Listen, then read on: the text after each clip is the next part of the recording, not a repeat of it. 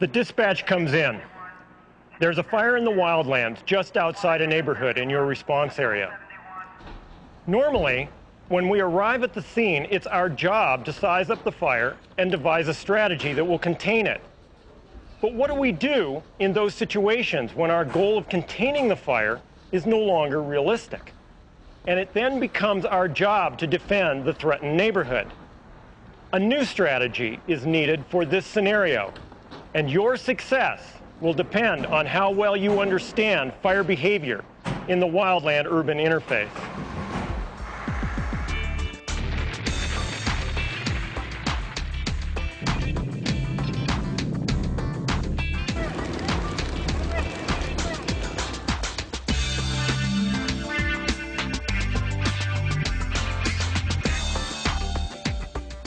Most firefighters are knowledgeable about operations and logistics for specific kinds of fires.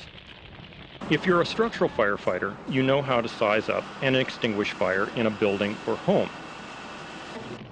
Or if you're a wildland firefighter, you understand how to contain a blaze occurring in vegetation. Responding to fire in the wildland-urban interface, however, gets a little more complicated. Anticipating what fire will do in a community requires more than simply blending wildland and structural expertise.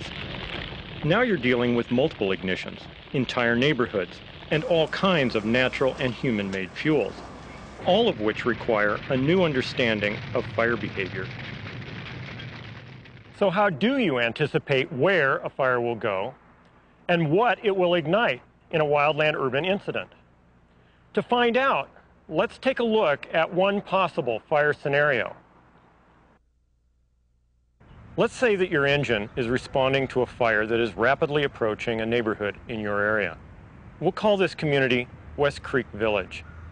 For our purposes, West Creek is a fictional place, but it could also exist in your community with your terrain and fuels.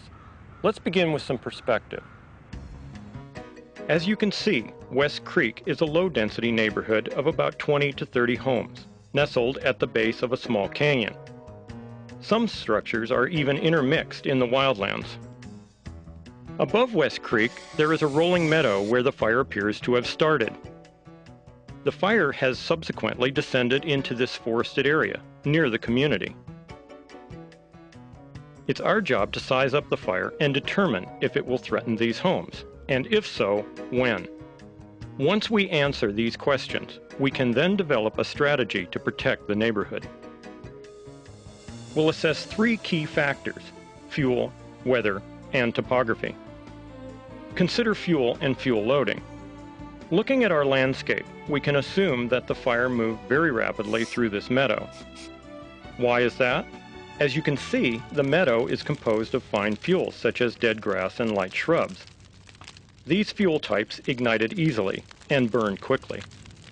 As the fire reached the wooded area, the fine dead grass fuels ignited the undergrowth and dead wood, which, in turn, ignited the low-hanging tree branches. The thicker branches and shrubs took longer to combust, but now that they have, they will burn longer and more intensely than the grass, and they'll loft firebrands into the air.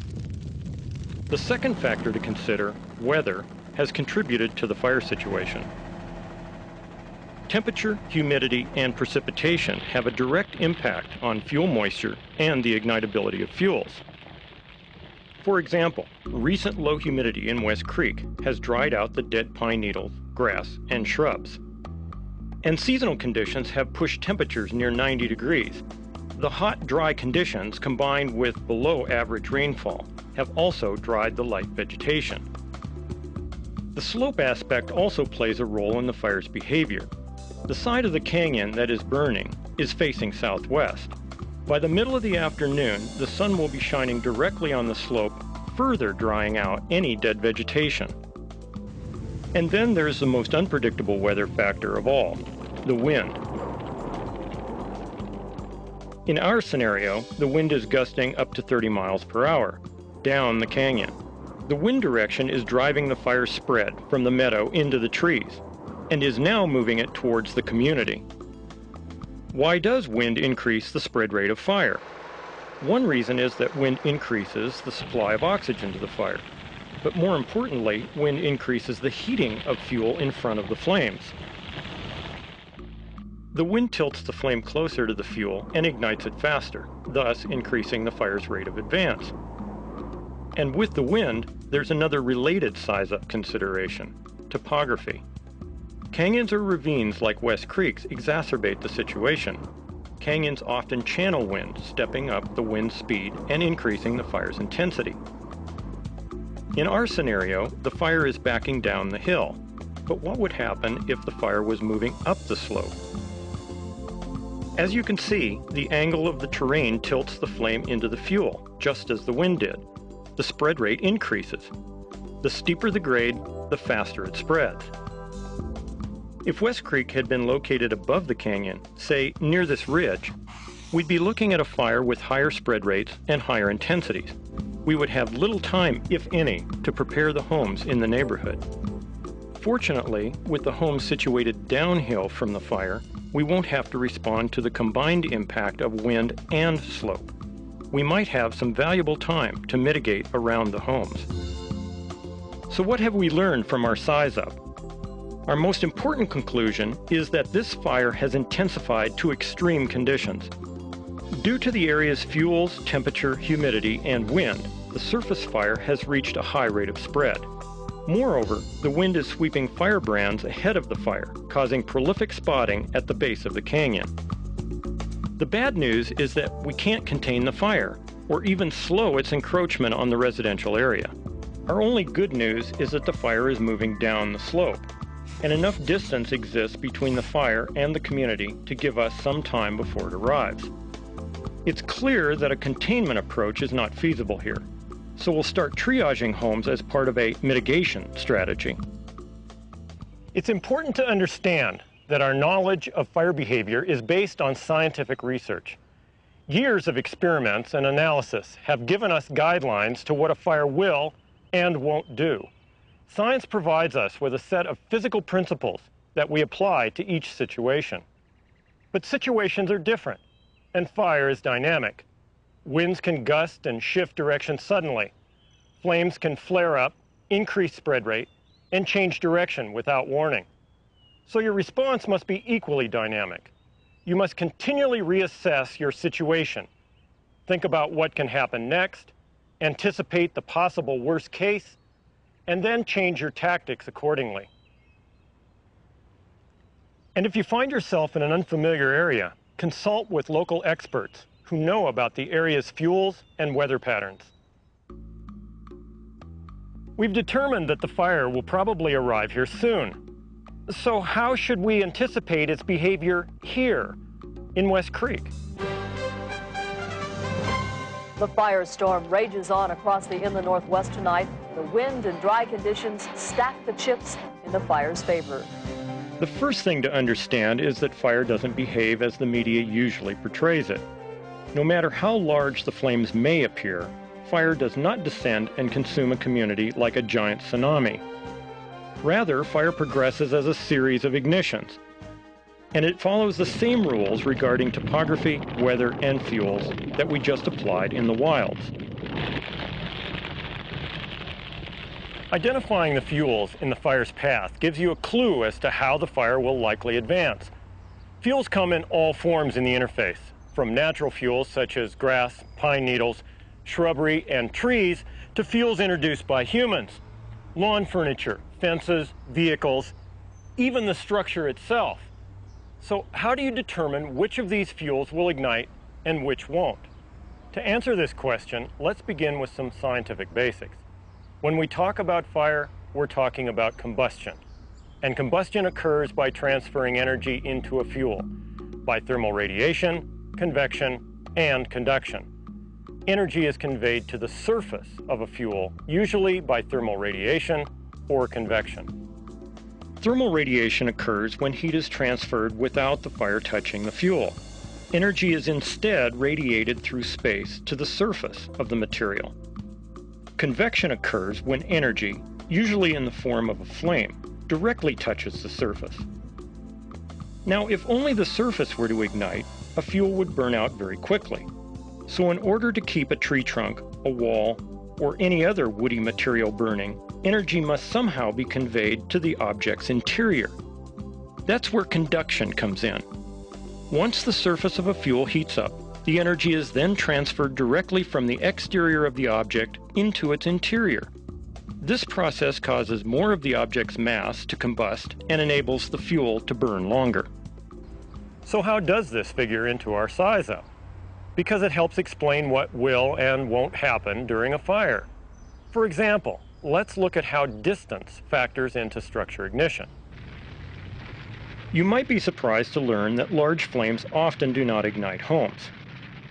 The reality is that under most conditions, an intense fire burning farther than 100 feet away from a structure does not transfer enough radiant heat to ignite the structure. More often than not, small ignitions and spotting cause the destruction of homes. That's because these small flames either come in direct contact with the structure or are close enough to radiate sufficient heat to ignite it. Another surprising scientific fact involves fire and time. Intense fires usually burn out very quickly, so quickly in fact that they don't burn long enough to ignite buildings. That may sound counterintuitive. Because humans are sensitive to heat, we assume that other materials are as sensitive as we are. But a fire that will radiate enough heat to give us a second-degree burn in 5 seconds takes over 27 minutes to ignite wood. Experiments have shown that heavy fuels such as a wall, door, or roof must be exposed to radiant heat for a long period of time before they'll ignite. So what is the rule of thumb here? Generally, fuels with a lot of surface area and little mass, such as grass and dry pine needles, will ignite and burn quickly. And heavy fuels like tree trunks and 2x4s, with a large mass for its surface area, ignite and burn slowly. So let's now apply this science to West Creek and anticipate what happens when the fire arrives.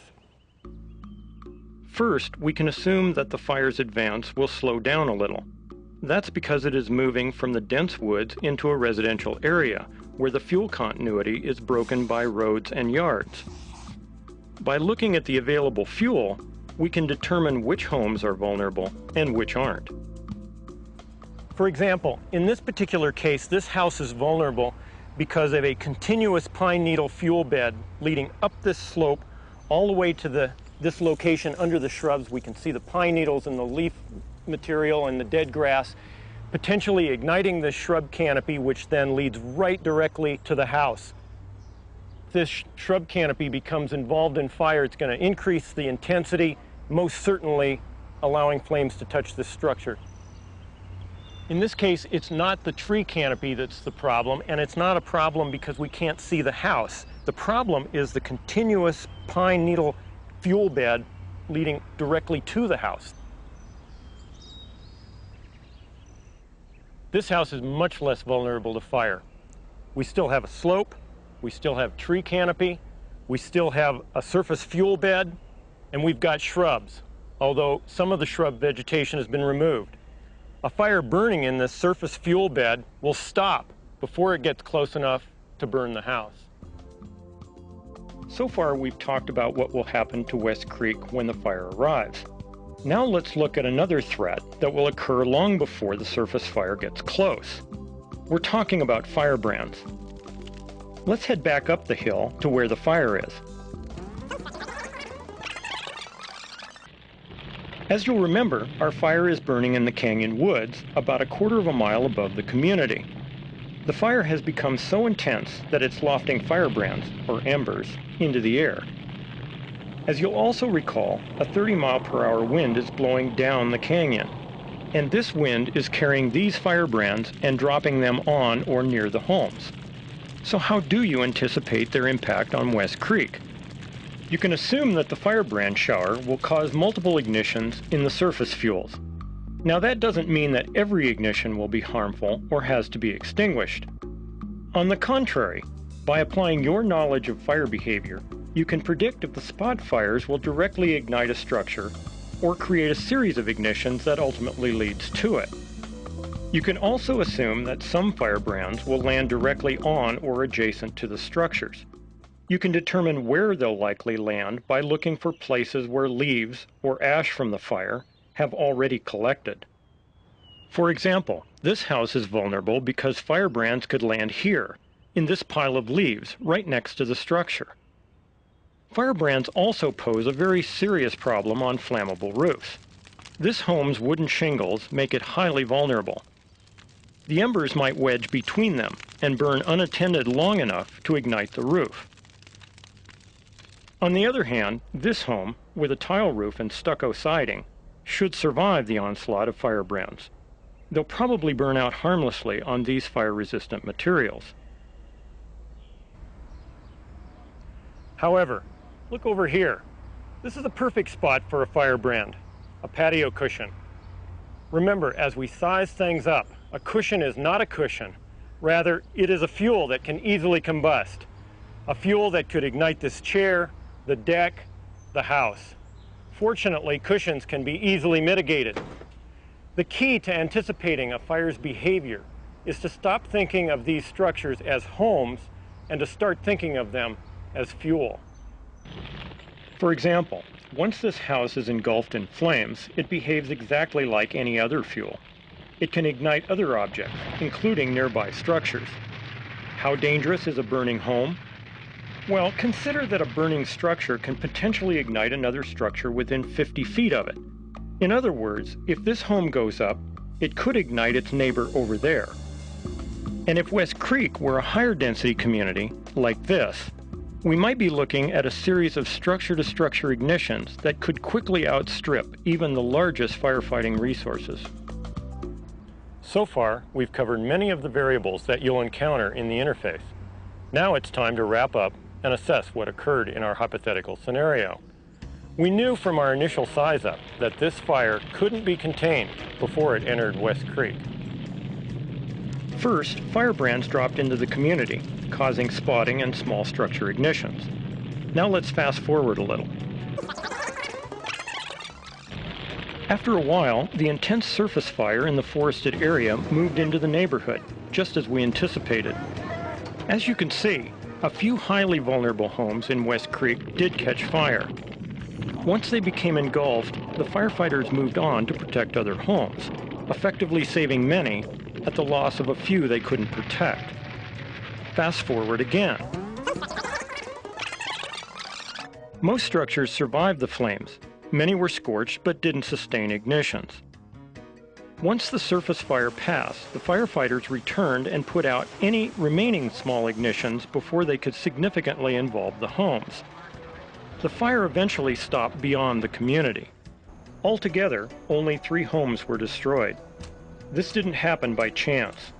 Most houses had little risk of being ignited in the first place, which enabled the fire crews to implement an effective wildland urban fire strategy. The firefighters correctly anticipated the fire's behavior.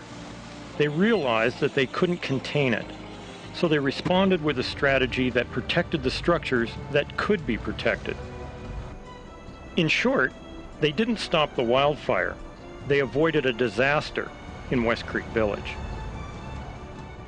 In this fictional scenario, we sketched out some basic principles of wildland urban fire behavior. But clearly we've only presented one example. Each fire will present its own set of conditions and unfold in its own unique way. And these conditions will change while you're working the fire. Weather, topography, and fuels all contribute to erratic fire behavior. Fire is dynamic, so learn as much as you can about wildland urban fire behavior. When the dispatch comes in, your knowledge and training will help determine whether or not you respond effectively to a fire involving your community.